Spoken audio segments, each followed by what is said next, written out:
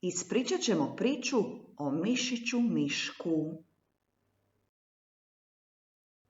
Jutro je.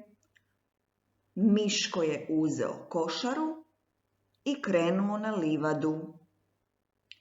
Na livadi je skupljao jaja.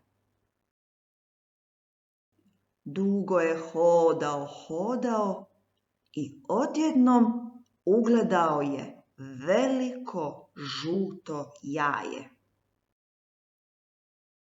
Došao je do njega, malo je poslušao i odlučio ga je uzeti kući. Jaje je nosio na leđima. Bilo je jako teško. Kada je jaje ostavio u sobi, čulo se krc, krc i odjednom je iz jaja izašla mišica Miši. Miško se jako iznenadio.